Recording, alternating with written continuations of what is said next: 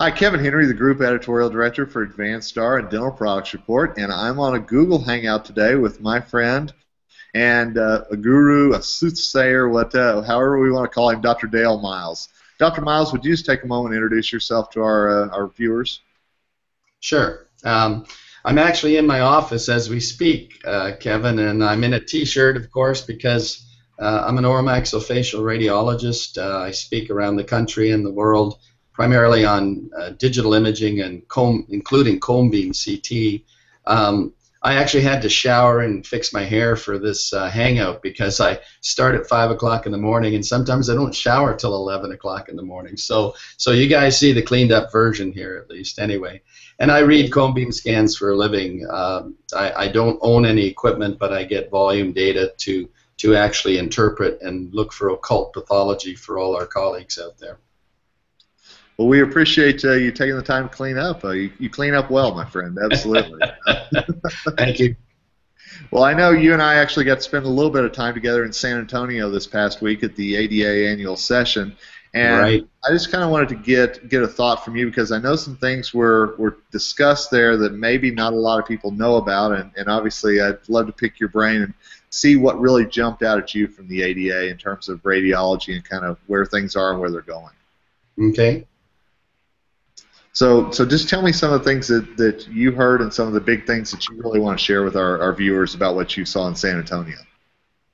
Sure. I was there actually as part of our AAMR joint sort of cone beam level 1, level 2 program for the ADA with a number of my colleagues educating docs on principles and risk and liability of cone beam, how to interpret the scans. We did some hands-on training in different software products as well. And we do that annually at the ADA. We've done it for, I believe this is the 6th year now. We'll be doing it again in Washington next year. And at the meeting also, the campaign that we started with the medical profession or joined with the medical profession called Image Gently was launched. And in last month's journal, there was actually a full-page ad on the campaign, and the campaign is really to child-sized doses of X-ray procedures from intraoral to pan to cone beam in the offices. It's to educate doctors and physicians to the fact that we can do better at reducing X-ray doses, especially to our child population. So the whole Image Gently campaign was launched, and if people look, I'm going to be uploading some to my Google, sort of plus page and send it out through my friends. So hopefully I can do my little small part to explain to people, what we're doing. As a matter of fact, next weekend, and this is a shameless plug for Toronto. You can see the moose on here for my Canadian. I'll be up in Toronto doing a 2.5-day program that I do twice a year for the Canadians up in Ontario, university-based CE program on cone beam. So cone beam is hot.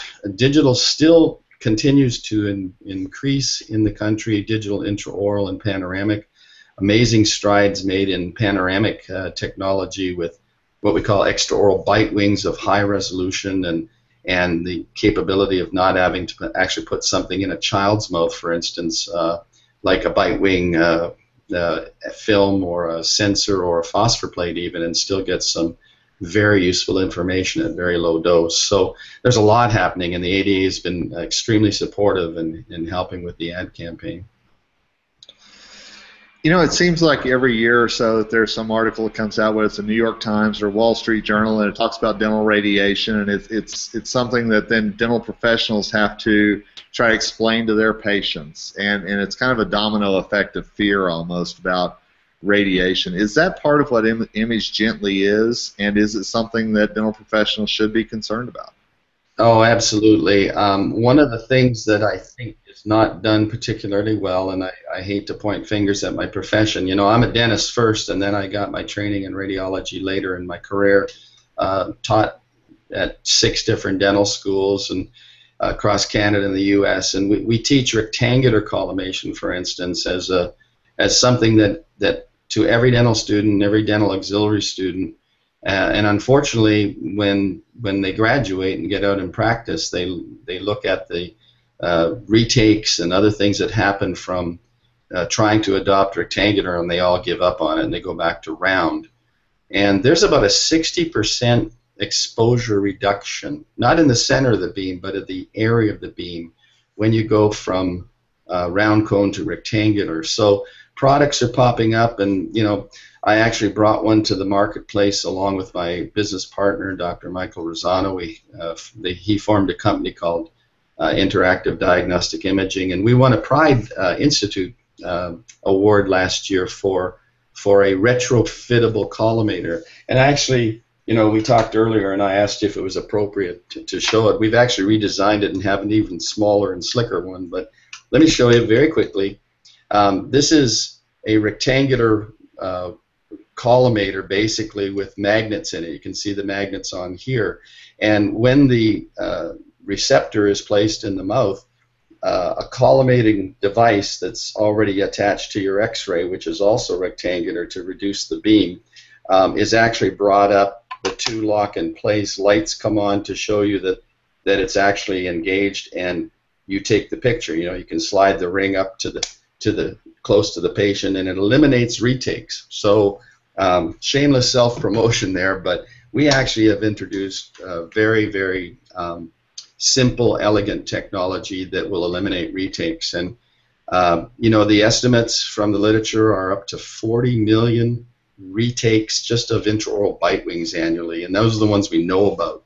And there's over 500 million intraoral and panoramic images taken every year, and that's from insurance industry statistics. It was presented by Dr. Alan Lurie from the University of Connecticut in our cone beam program. So yeah, dose is huge. I've got some things on my website if people want to visit that they can download, one-page things they can give to their patient that talk about equivalent risks. For instance, Kevin, did you know that your risk of getting cancer from a full mouth series of film-based X-rays is 1 in a million? I did not know that. Nope. But you want to know some equivalent risks? This comes from insurance morbidity and mortality tables, been published for years, and we update it periodically. 40 cans of soda. Oh, don't be talking to me about soda. That's bad. Trust me. What does that equal? That is your same risk, 1 in a million of dying from stomach cancer. Wow. And then there's other things in there. Basically, when you think about these common things we do, 40 miles in an automobile is your risk of dying is 1 in a million. 2 days in New York, by the way, from air pollution or a mugging. so I'm not suggesting we not all go to New York because it's a great city, but when you show these kinds of equivalent risks to patients in their office, they all of a sudden they go, wow, I guess life is risky and these aren't so bad, and my dentist says I need them. So there is useful information out there, and they can, my colleagues can find it on learndigital.net. I've got lots of articles and help for them there, and I don't sell anything, so. No, that's the one thing I've always respected about you is that you have an opinion. It's a very data-based opinion as well. You mentioned a minute ago a pretty staggering amount of retakes every year in the United States, and again, those are just ones that are known about. Yes. Why? Why are there that many retakes? What are some of the common mistakes that you know of and that you hear about that are happening in dental practice? Well, one of the more common mistakes that are made, especially in periapical radiology, is missing the apex, of the tooth. Basically, improper angulation, either horizontal or vertical, and the device I showed you eliminates that, because once it's on the right tooth, the bite block, and once the receptor is actually locked magnetically to the X-ray tube, you can't have an improper angulation, horizontal or vertical. So there's a lot of other errors that happen in darkroom and whatever, but the estimates are that if we could reduce a fraction of that, if we could reduce that by 50% by simple procedures, and there are other collimators out there. They're not fixed to the tube head, so you put a rectangular collimator on, you still have to kind of angle it around and aim it. So there could be more retakes that way, but at least those are attempts also at reducing. So, practices are busy. dental assistants and dental hygienists, and dentists don't do their own radiographs, so they delegate them, and then they want them immediately, and the poor auxiliary has to, do a perfect image every time. Well, that makes it tough. In the past when I was practicing dentistry, it was not uncommon for my assistant, I'd overhear once in a while in the operatory say, "Well, Mrs. Jones, I'm so sorry, but 4 of the films didn't turn out because the processor ate them," and sometimes the processor didn't eat them. Sometimes they were embarrassed to say that they put it on the wrong tooth, or that they had an angle that didn't allow us to see what we wanted, or missed an apex, or whatever the error was. And so many practices right now are positioning themselves as very tech savvy, very cutting edge, and yet I would think something like that could undermine those practices that are trying to set themselves apart with technology, right? Yeah, absolutely. You can do, and here's the thing, even with digital solid state receptors, the reduction is 90%, over film, over say an F. That's a great reduction, but the feedback is instantaneous. So if the assistant or the hygienist misses the area of interest, the region of interest, sometimes they see it on the screen and they can retake it very rapidly. Now, even though the dose is much lower, when every retake adds 100% more of that particular dose to the patient in that particular region. So eliminating retakes is really probably the simplest way to actually, reduce dose to the patient. One other thing that I should mention, and we speak about this all the time, and we've taught this since 1988 when the NCRP and the National Council on Radiation Protection, the FDA, and a number of dental specialty groups got together and put out guidelines called selection criteria. And selection criteria means you must examine the patient prior to actually prescribing the radiographic procedure, the bite wing, the PA, the pan. And a lot of people don't do that still. A lot of dentists out there, if it's a new patient especially, they say, "Betty, get a full mouth series of x-rays and they better be perfect, and I'll see it when the patient's in the chair." I don't, you may want to crop this out of here, but, think about that for a second. If I'm a good lawyer, I say to the doc whose patient claims that x-rays cause some problem with them, and that comes up periodically. He says, "Well, doc, did you take x-rays on the patient?" "Well, no, my assistant did." "Can x-rays cause harm, doctor?" "Yes." "Can they cause cancer?" "Well, yes, but it has to be in high." "No, yes or no, doctor?" Right. Yes." "Well, doctor, you had an assistant in your office that you're responsible for take x-rays on a patient before you examine them to determine the need, and they can cause harm. That's called battery, doctor." That's what we're trying to prevent. We're trying to make sure that the standards and practices and procedures of all our colleagues are what they should be, so they get great diagnostic images at low dose to the patient to make better clinical decisions. That's what it's all about. And in your experience, are you finding that, you mentioned, Betty, the auxiliary just in the example just a second ago, but a lot of times these auxiliaries, where it's an assistant or hygienist or whatever, are they almost self-trained to do the x-ray work, or is it somebody in the practice showing them? I mean, it seems like there's a disconnect coming from the problem. Yeah, there is a difference. I'm sorry, I didn't mean to talk over you, Kevin, but and I'm getting some feedback, so I can't remember. I can't sometimes determine when you stopped, okay, when I can answer, but I'll take the podium again. Yeah, there's tremendously good dental auxiliary programs, both on the assistant and the hygiene side, but there are also states that allow on-the-job, training, OJT we call it.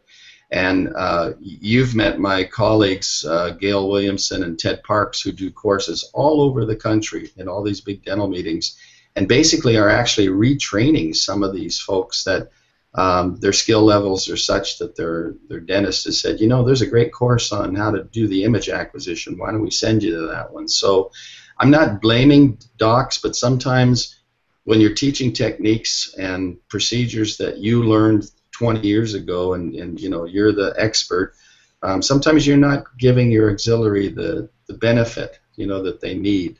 The ones that are trained in programs all learn how to do it well. They learn to do it with things like a RIN or flow instrument or whatever, you know, a position indicating device, we call it.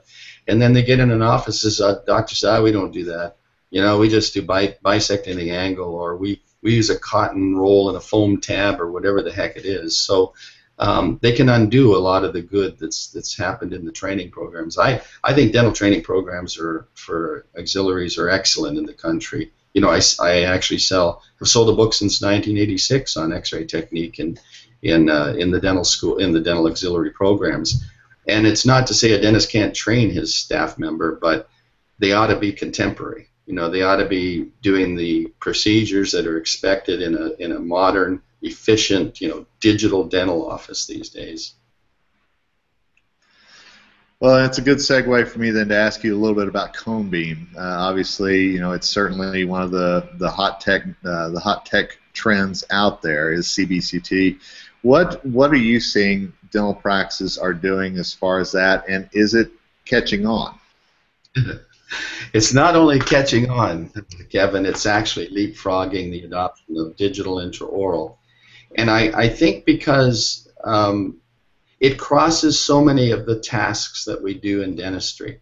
You can use it for endodontics, you can use it for impactions, you can use it to look for supernumeraries if you've identified, you know, a mesiodens on a panoramic and you're wondering where it is. Well, we just visualize it now. We see it in 3D, we can rotate it, we can tell you precisely where it is on the palate. You can use it for you know, orthodontic assessment, temporomandibular joint, obstructive sleep apnea. You know, periodontists are adopting it because they do implant surgery.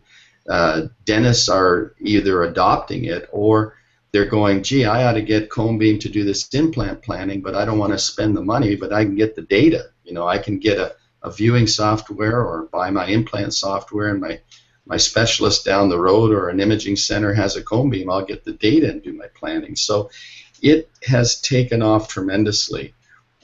Witness the fact that there's, I don't know how many machines out there now, probably, I would say there's close to 20 different cone beam machines out there, and new ones being brought to market even in 2015 that I know about. So, and the beauty of it is, you know, my colleagues, I get into arguments with my colleagues, my radiology colleagues. They keep calling it CT, and I guess what you do with the data afterwards is quite CT-like, because we can do 3D and 2D reconstruction and do all kinds of fancy image processing very simply. But the acquisition is one pass, and it's not every point in the scan like medical CT. So the dose is infinitely less. A dose from a conventional CT to the head and neck for implant planning is probably in the neighborhood of about 2,100 microsieverts. Don't worry about the units, okay? But in cone beam, the more recent paper out of one of our primary journals that looked at 10 different machines, this is in a European study, I think in Belgium, they had the doses down from 17 microsieverts up to a high of 396. And it would depend on volume, size, you know, the field of view and other parameters, but we get really low dose 3D information in both color and grayscale to make clinical decisions with, and that's huge in dentistry. And there's no magnification.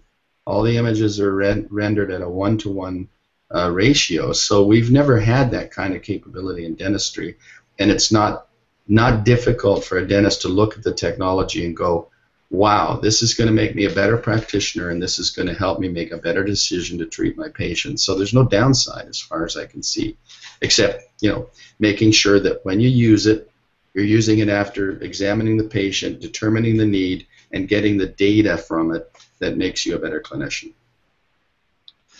And I've had discussions with people in the past where they say that it really is going to be the standard of care in the dental industry in the very near future. Would you agree with that?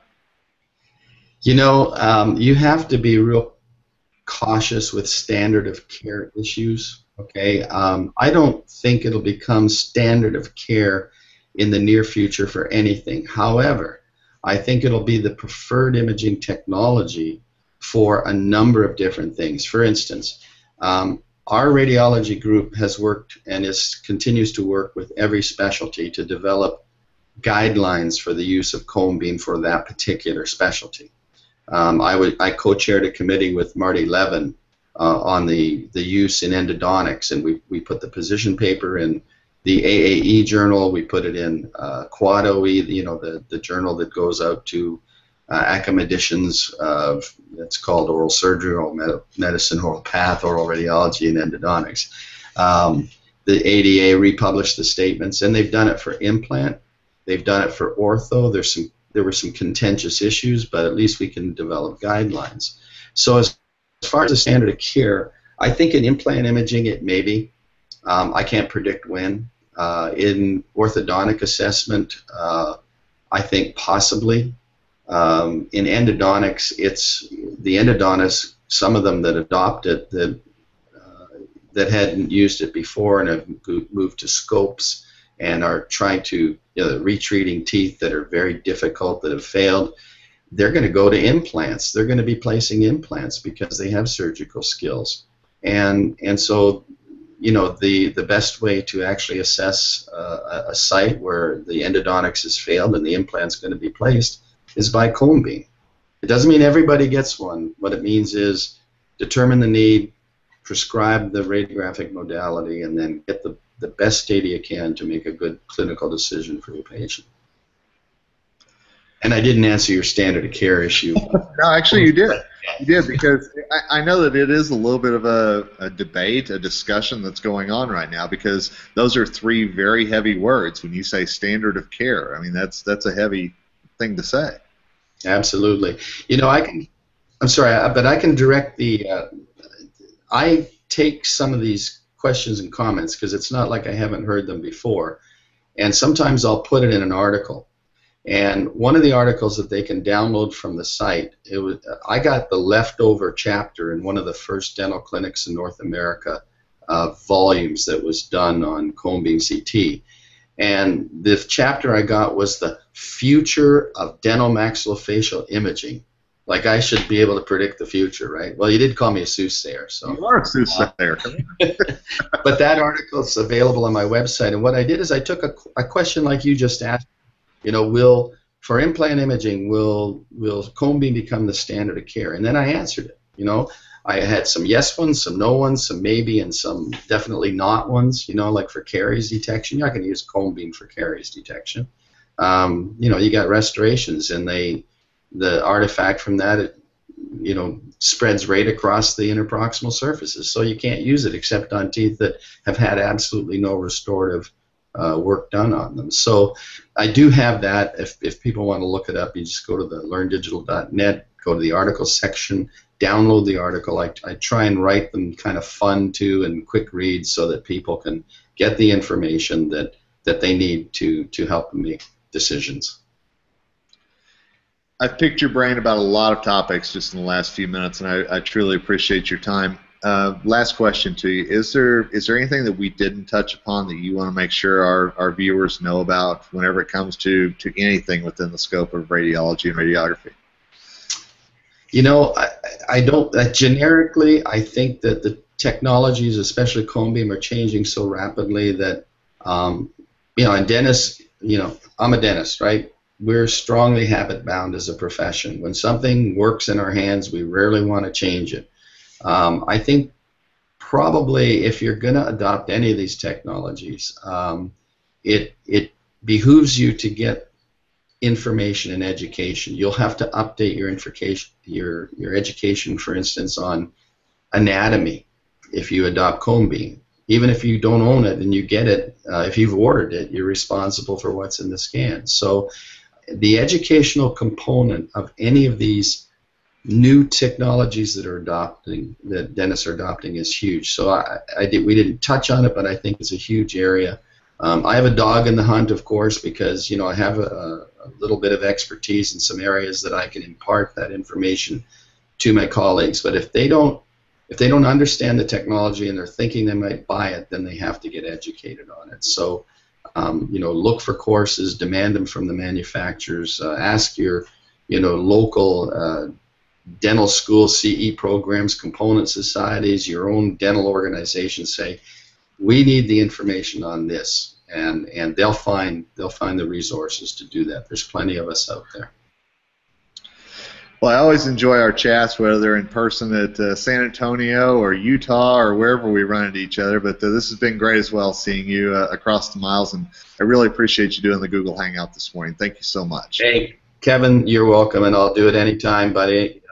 There's no shortage of opinion from me. Hopefully, I can be factual and help your listeners out.